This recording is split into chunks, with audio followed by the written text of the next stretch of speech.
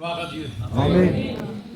Je remercie le Seigneur qui m'accorde la grâce ce soir d'être parmi vous pour ouvrir la parole de Dieu, la méditer ensemble et aussi qui m'accorde la joie de me réjouir avec vous en louant, en glorifiant le Seigneur, en exaltant son nom.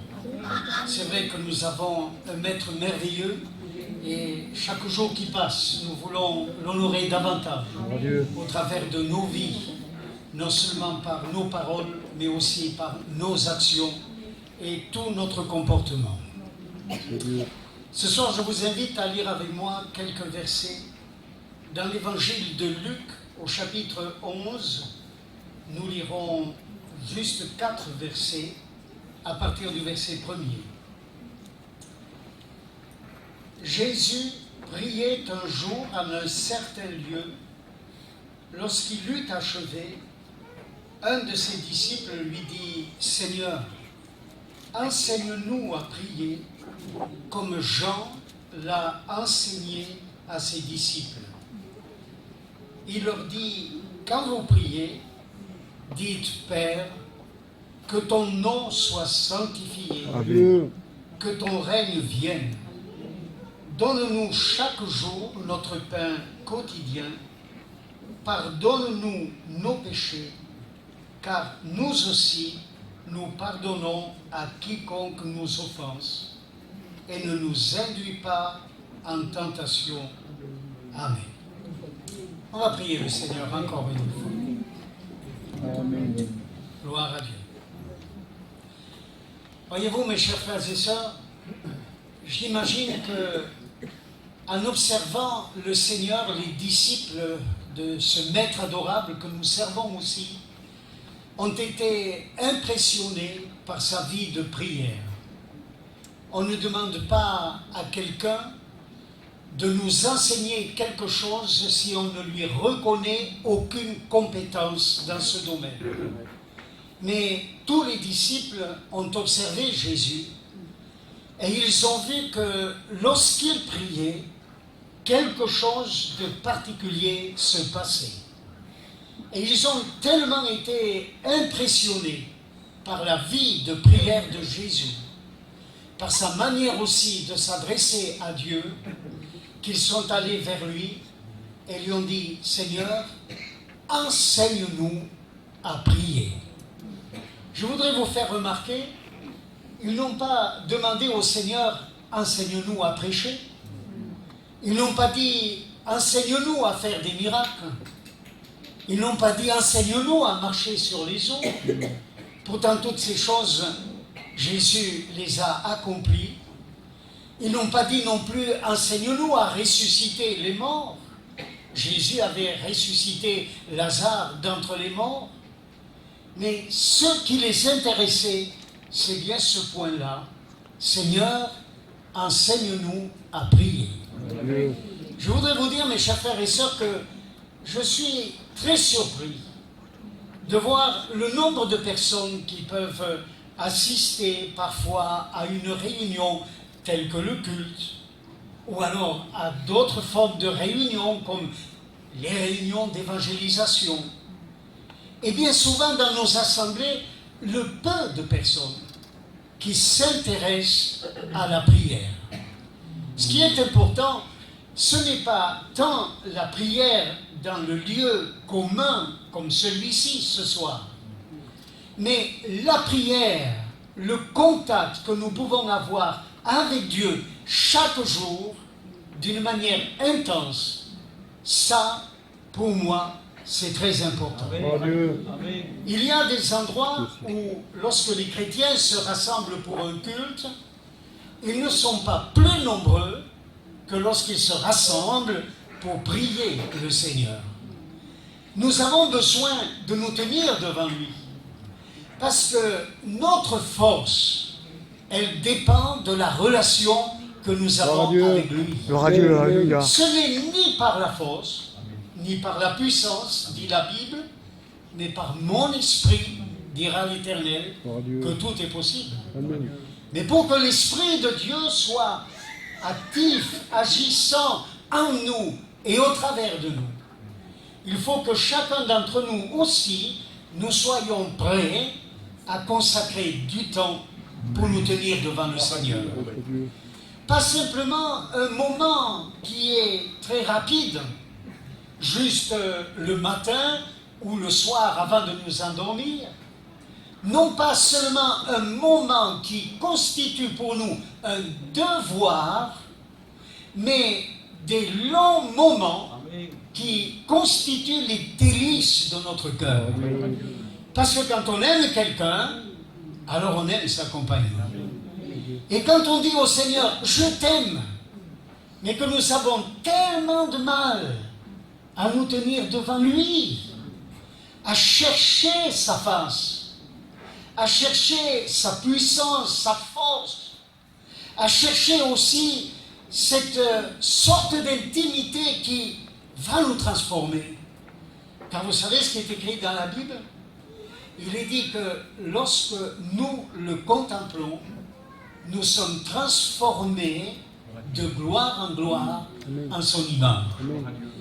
Et que veut Dieu pour chacun d'entre nous? Eh bien que nous soyons le reflet de la personne du Seigneur Jésus. Il nous a sauvés pour que nous puissions, ici-bas sur la terre, être l'expression même de Christ, son Fils bien-aimé. Si nous nous contentons, après avoir fait une expérience avec lui, de rester tels que nous étions, et pour moi ça c'est pas possible, parce que la Bible dit que si quelqu'un est en Christ, les choses anciennes sont passées, toutes choses sont devenues nouvelles. Et lorsque nous l'aimons et que nous cherchons sa face, alors comme la Bible le dit, l'œuvre qu'il a commencée en nous, dans sa fidélité, il va la rendre parfaite. Amen. Et nous avons tous ici une espérance glorieuse. Je sais que nul n'est parfait tant qu'il reste ici-bas sur la terre. Je suis aussi loin d'être parfait. Mais il y a une espérance. Je sais qu'un jour, tel il est, tel aussi nous serons. C'est pourquoi nous devons montrer de l'intérêt pour chercher ce contact, cette relation avec lui, cette intimité avec lui. Parce que pour devenir comme lui, il faut passer du temps avec lui. C'est pour cette raison que les disciples ont demandé à Jésus, enseigne-nous à prier. Quand est-ce que Jésus a prié? Eh bien, dans ce même évangile, par exemple au chapitre 5, et je lis pour vous, au fur et à mesure, vous pouvez noter puis retrouver ces passages plus tard dans la maison. Au chapitre 5 et au verset 15, écoutez ce qu'il est dit. La renommée de Jésus se répandait de plus en plus. Et les gens venaient en foule pour l'entendre et pour être guéris de leur maladie. Mais écoutez la suite. Lui, Jésus, se retirer dans les déserts et prier. Avez-vous remarqué? Jésus n'a pas prié seulement dans l'épreuve. Il n'a pas prié seulement face à une difficulté ou face à l'adversaire de son âme, comme ça lui est arrivé de le rencontrer dans le désert à l'heure de la tentation. Mais il a surtout prié à l'heure du succès.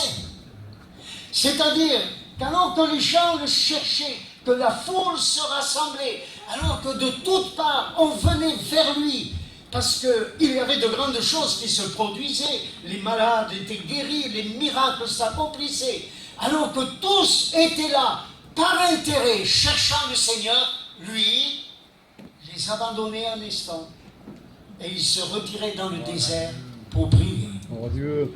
Je ne connais pas beaucoup de serviteurs de Dieu qui fassent une chose semblable. Dans le succès, ils aiment les bains de foule.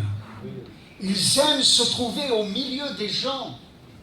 Mais je vais vous dire, la meilleure place pour quiconque veut servir le Seigneur, pour tout chrétien en fin de compte, parce que la Bible dit que nous sommes tous ouvriers avec Dieu. La meilleure place, c'est de se retirer dans le désert pour prier. Amen.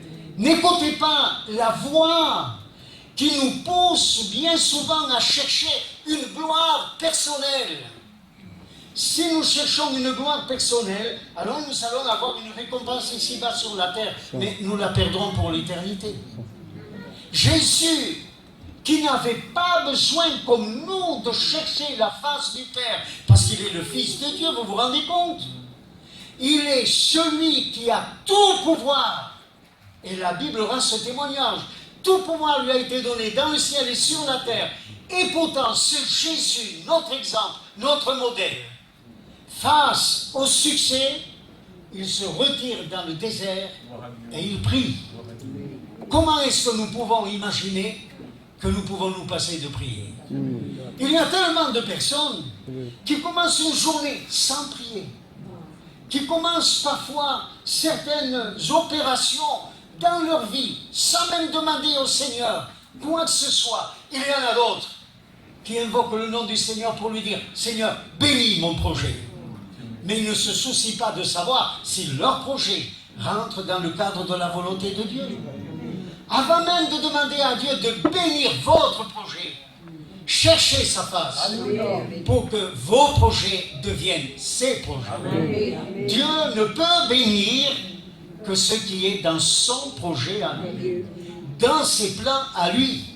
Et quand nous sommes dans ses plans à lui, alors il va pourvoir de toutes les manières, parce que notre Dieu est fidèle. Amen. Mais je veux simplement noter, il se retire dans le désert.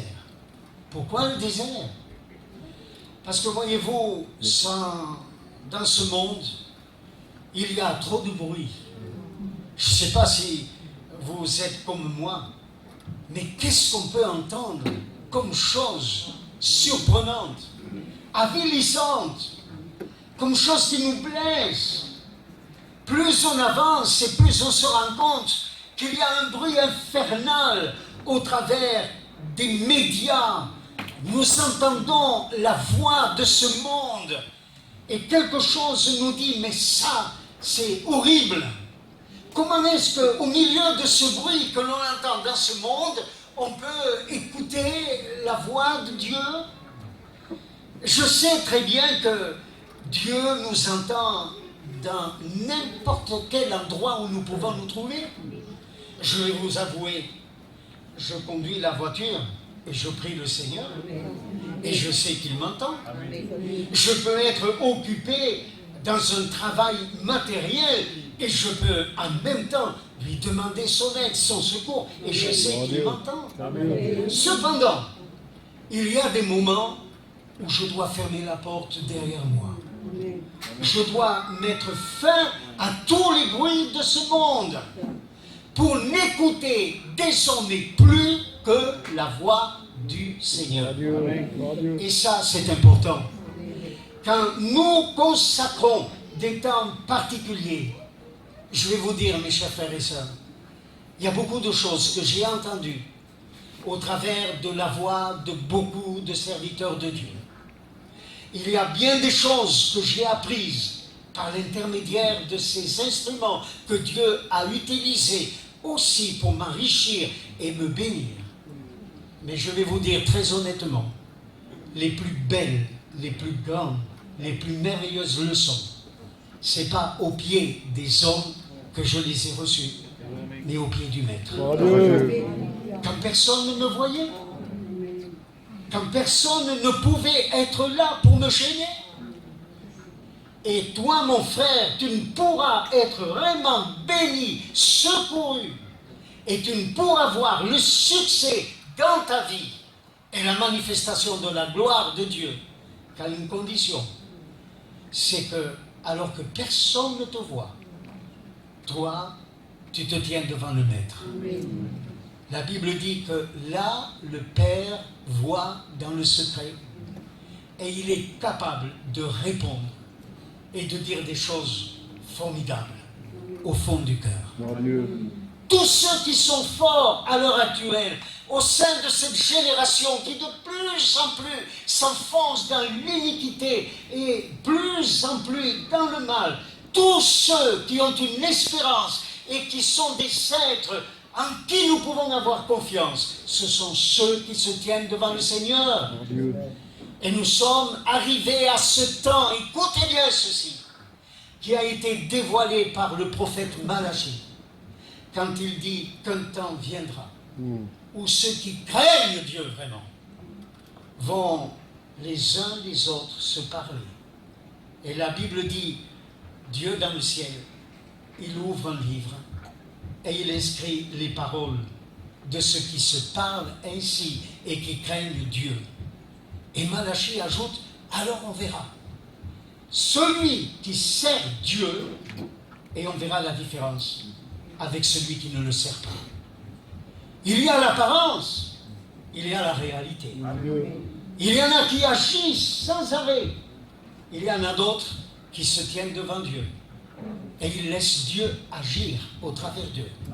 Et ça, c'est une grande différence. Donc, vous voyez, dans le succès, il faut chercher le Seigneur plus que jamais. Je vais vous dire pourquoi.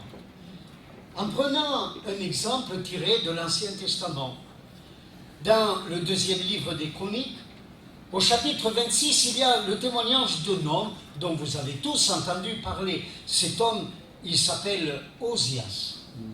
Et c'est un roi qui a fait de grandes choses. Il a régné pendant de nombreuses années en Israël. Et la Bible dit qu'il a fait des choses merveilleuses. Vraiment, Dieu a été avec lui. Mais dans ce passage particulier du livre des Chroniques, je vais vous lire ce qu'il est dit au chapitre 26. Il est dit « Sa renommée s'étendit au loin, car il fut merveilleusement soutenu jusqu'à ce qu'il soit devenu puissant. » Écoutez la suite. « Mais lorsqu'il fut puissant, son cœur s'éleva pour le perdre. » Et vous savez comment il a terminé?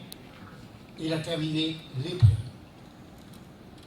Pendant de nombreuses années, il a fait tout ce que Dieu voulait, attendait de lui.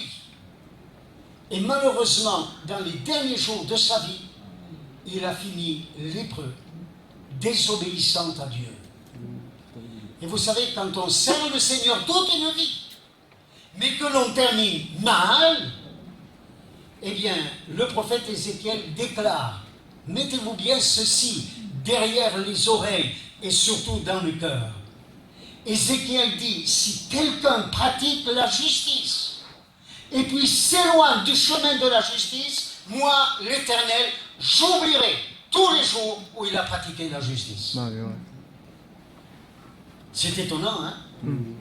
C'est pour cette raison que Jésus nous a enseigné dans l'Évangile. Il y en a qui vont se présenter devant moi et ils diront, mais Seigneur, en ton nom, nous avons fait ceci, nous avons fait cela, nous avons chassé les démons, nous avons guéri les malades. Et vous savez quelle est la réponse du Seigneur? Retirez-vous de moi, ouvrier d'iniquité. Je ne vous ai jamais connu. Étonnant, hein? Ce Dieu que nous servons, il a la possibilité de pardonner nos péchés et la Bible dit, il ne s'en souvient pas. C'est-à-dire que quelqu'un qui marche dans une mauvaise voie, mais se repent et prend la voie de l'obéissance, Dieu l'honore.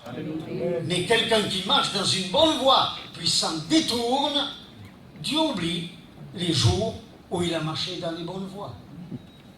Et quand on termine mal, eh bien, ce que l'on retient, c'est juste la fin. De Osias, dans la parole de Dieu, il est dit, il mourut lépreux. C'est tout ce que l'on retient. C'est dommage. Surtout que toute sa vie, il avait été fidèle à Dieu. Je vais vous expliquer quelque chose.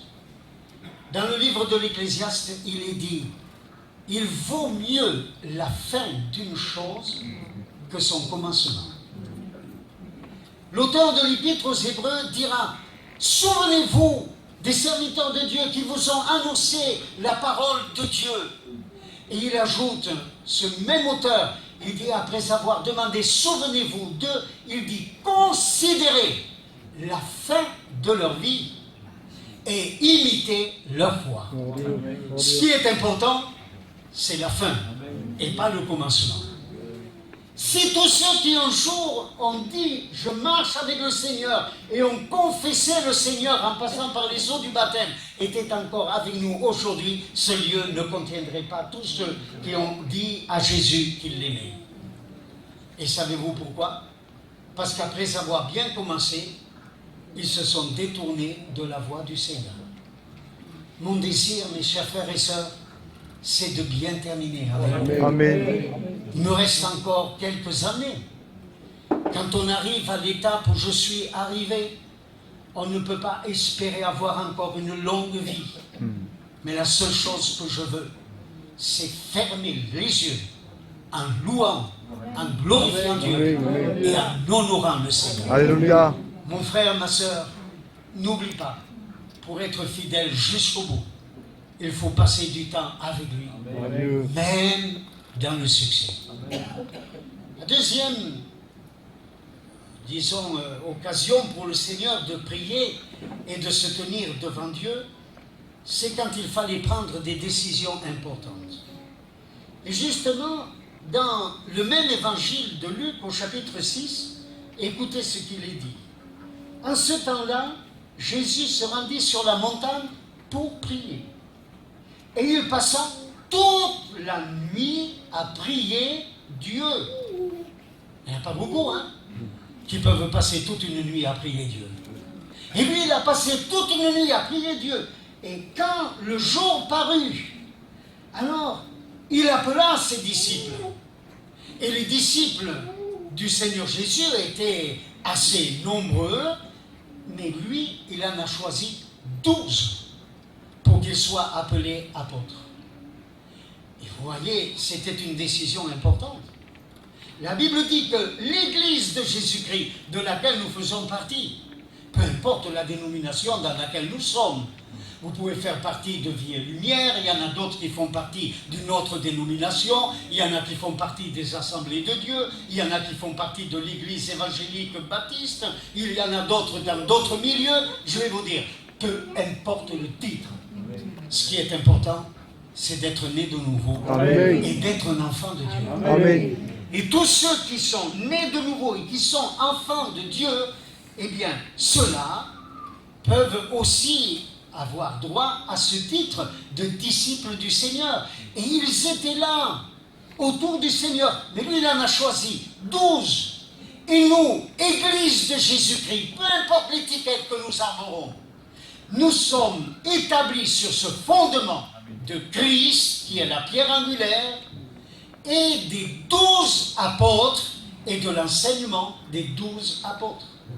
Donc il a fallu que Jésus prenne cette décision. Et c'était une décision qui allait avoir des conséquences pour des siècles et des siècles, puisque nous sommes aujourd'hui en 2015 après Jésus-Christ, et c'est toujours le même fondement. Amen. Et nous n'avons pas le droit de changer ce fondement-là. Est-ce que Jésus s'est trompé? Il ne s'est pas trompé. Pourtant, à premier abord, quand on considère les hommes qu'il a choisis, on pourrait se poser des questions. De vous à moi. Écoutez bien. Est-ce que vous auriez choisi Judas? Est-ce que vous l'auriez choisi? Ah bien, je vois que vous n'avez pas envie de me répondre. Mais moi, je vais vous dire, à la place de Jésus, je ne l'aurais pas choisi. Est-ce que Jésus s'est trompé? Certainement pas. Parce que la Bible déclare qu'il fallait Judas. Il fallait le traître.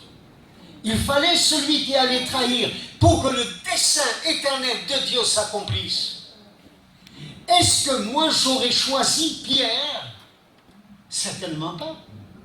Parce que quand on regarde à Pierre, on le voit toujours, n'est-ce pas, en train de contredire. Même quand Jésus dit, il faut que le Fils de l'homme soit élevé, qu'est-ce qu'il fait Pierre? Il dit, ah non, surtout pas.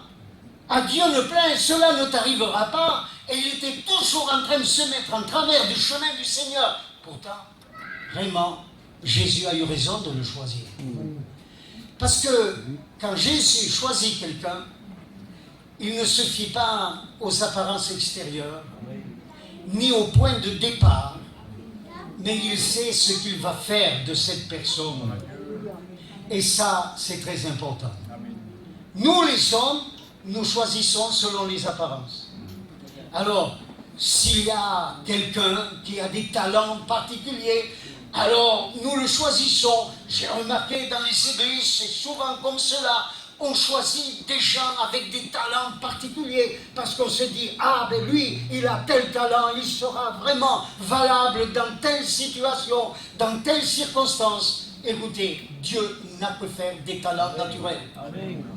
Ce qu'il veut, c'est nous donner la puissance de son esprit et les dons de l'esprit avec lesquels nous pouvons voir la gloire de Dieu se manifester.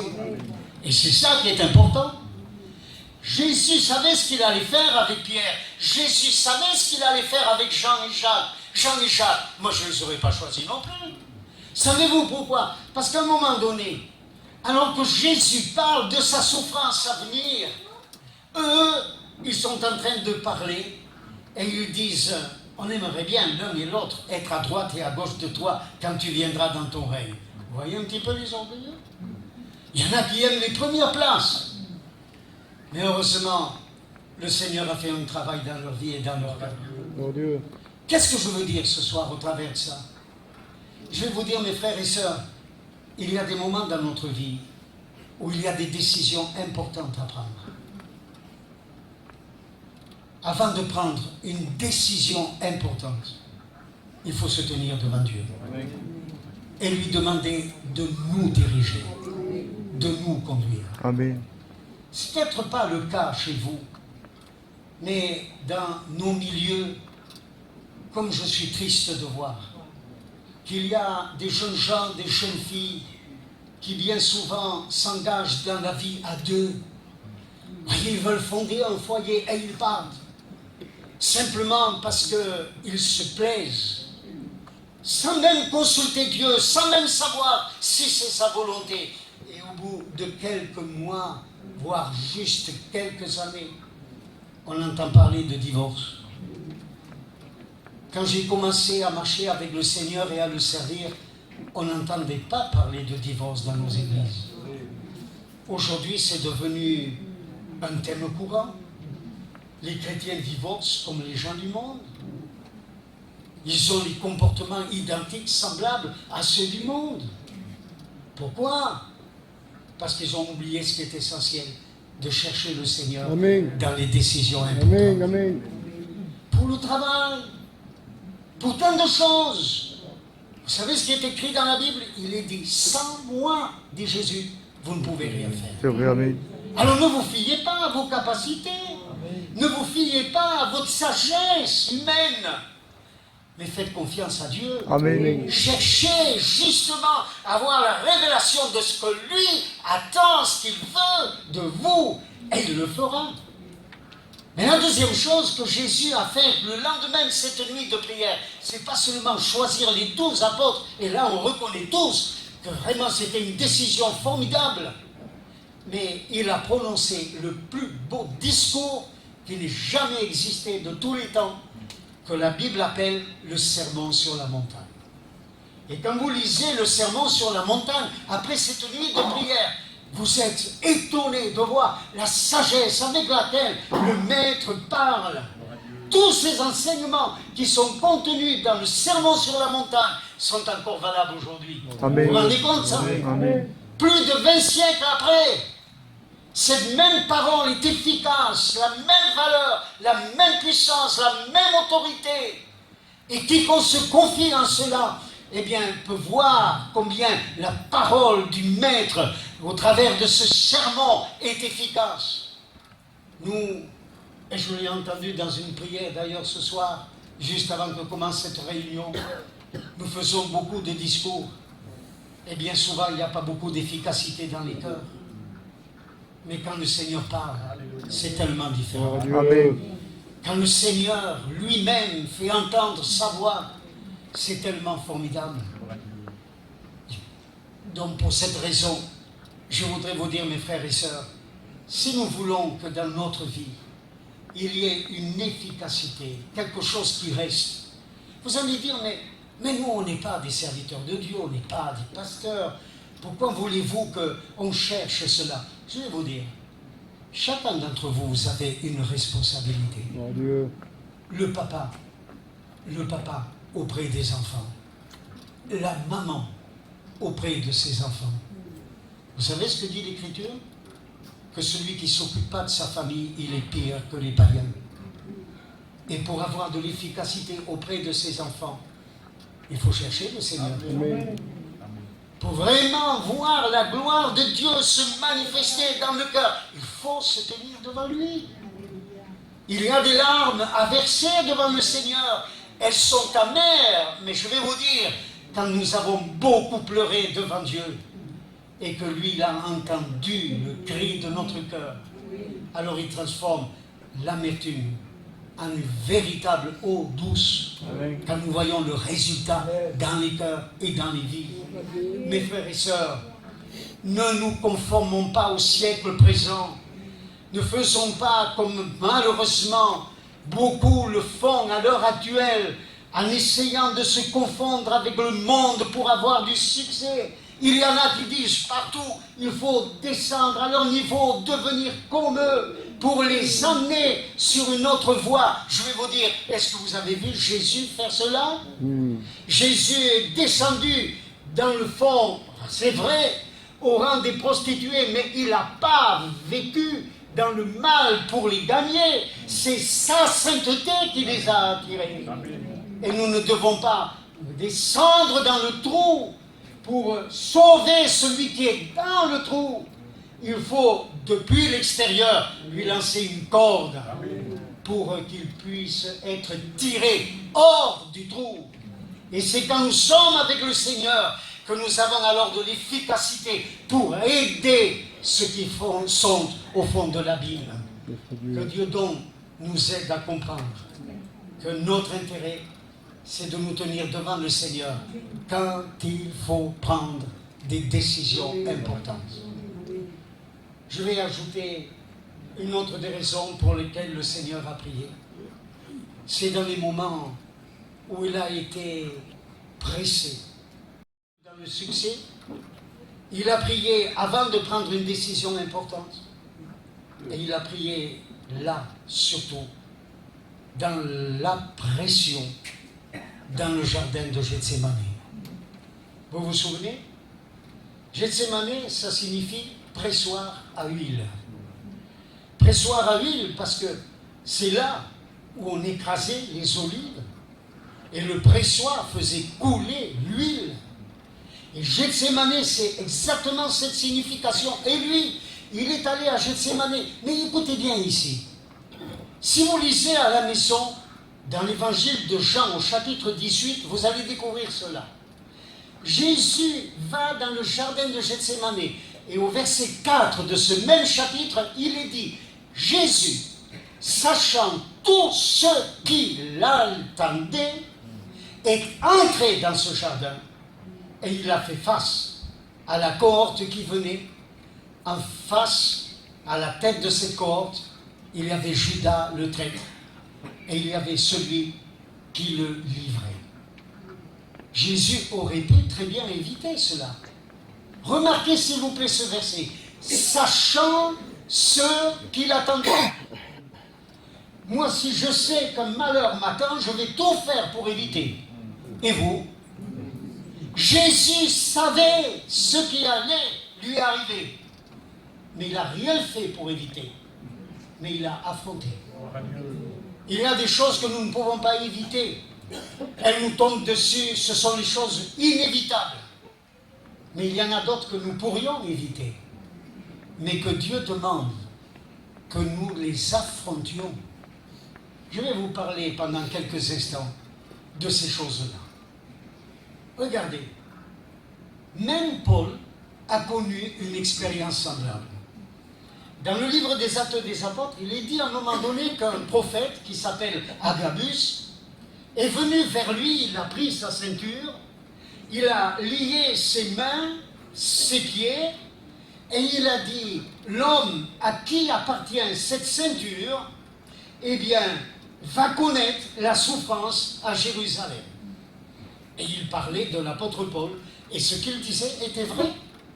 ce qu'il disait était juste, ce qu'il disait, il le disait par le Saint-Esprit. Alors, tous les chrétiens, qu'est-ce qu'ils ont fait? Ils ont pleuré et ils ont dit à Paul, n'y va pas, n'y va pas. Et il disait, mais écoute bien la voix de l'Esprit de Dieu. Et vous savez ce qu'a fait Paul? Il les a tous repris. Et il leur a dit, mais que faites-vous en me brisant le cœur? Je suis prêt à souffrir à Jérusalem et même encore, s'il le faut, à mourir pour le Seigneur. Pas beaucoup de chrétiens, hein?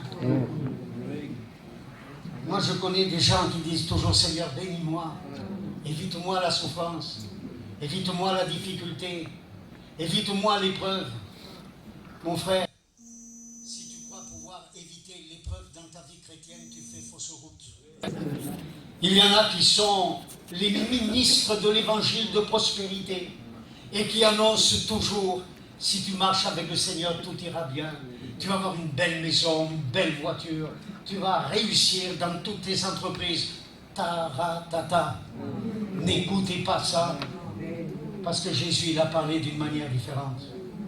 Jésus a dit, vous aurez des tribulations, mais prenez courage, parce que j'ai vaincu le monde.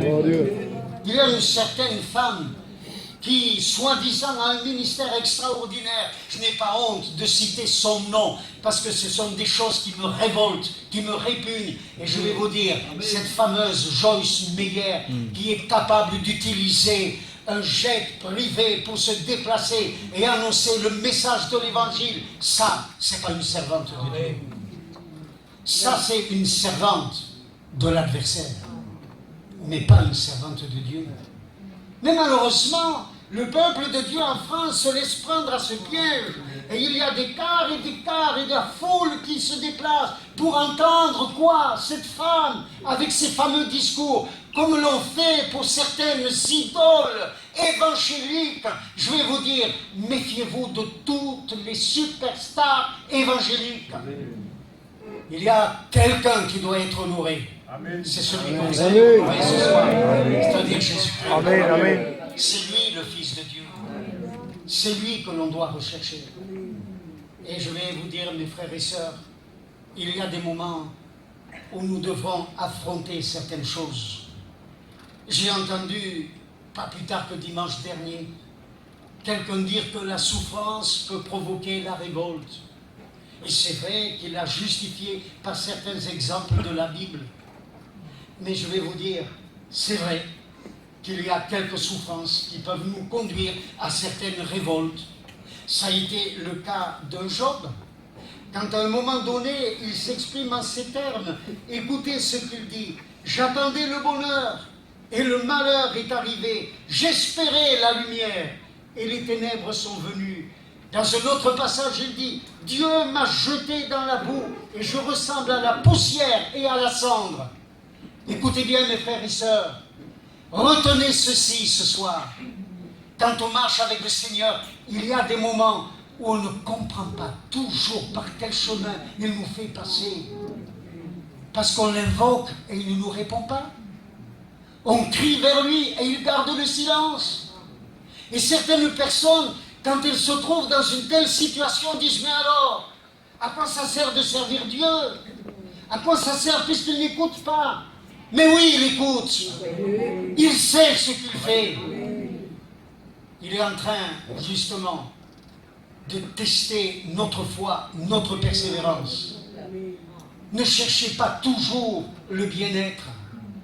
Cherchez sa gloire. Amen. Et quand vous vous trouvez dans une situation difficile, avant de lui demander « Délivre-moi de cette situation-là », demandez-lui « Apprends-moi ce que tu veux m'apprendre au travers de cela. » Parce que des fois, au travers des moments difficiles, il nous donne des leçons qui sont extrêmement précieuses et tellement importantes pour notre vie. Ça, c'est la croix. Parce que dans ce monde, si tu veux honorer le Seigneur, ton chemin va intercepter le chemin de ceux qui n'ont rien à faire avec Dieu. Et à cette interception-là, il y aura une souffrance. Toi, tu voudras honorer Dieu, Et autour de toi, il y aura des membres de la famille, ou il y aura des amis, ou il y aura même d'autres chrétiens, ou soi-disant chrétiens, ou d'autres hommes et d'autres femmes qui voudraient t'entraîner dans un autre chemin. Mais quand tu restes ferme pour accomplir la volonté de Dieu, il y aura la souffrance, il y aura des larmes. Mais n'oublie jamais, même le Fils, qui s'appelle Jésus, a appris l'obéissance au travers des choses qu'il a souffertes. Et il a terminé d'une façon glorieuse. Parce que même si la croix a été considérée par l'ennemi de notre âme comme sa défaite, la réalité, nous la connaissons. C'est que la croix, ça a été le moyen par lequel Jésus a détruit la puissance de notre adversaire. Et nous devons le suivre sur ce chemin-là. Jésus a dit, si quelqu'un veut être mon disciple, il faut qu'il renonce à lui-même, qu'il se charge de sa croix et qu'il vienne après moi et qu'il me suive. Si donc Jésus a connu l'humiliation, s'il a connu l'opposition des méchants, s'il a connu l'opposition des pécheurs, est-ce que tu crois que tu vas y échapper? Si ton mari qui ne connaît pas le Seigneur te fait souffrir, est-ce que tu ne trouves pas que c'est normal? Lui n'est pas avec le maître, et celui qui le domine, c'est quelqu'un d'autre. Seulement toi, continue par ta manière chaste et réservée d'être un témoignage, afin que sans parole, tu le gagnes pour Christ. Amen. Parce que ta vie, elle parle plus que les paroles. Et toi, Marie, qui peut-être subit le même sort de la part d'une épouse qui ne connaît pas le Seigneur, continue à invoquer le nom du Seigneur, à persévérer. Jésus nous a enseigné que c'est en tout temps qu'il faut prier. Mais je termine maintenant. Mais par quelque chose qui est très important. Même peut-être plus important que tout ce que vous avez entendu jusqu'à présent de ce message. Finalement, Jésus a donné un modèle de prière. Mais pas pour qu'on le répète. Dans un autre passage, il dit que ce n'est pas à force de répéter des paroles qu'on va être exaucé. Mais il a donné le modèle quant au fond. Il y a quelque chose au fond de cette prière-là qui est importante.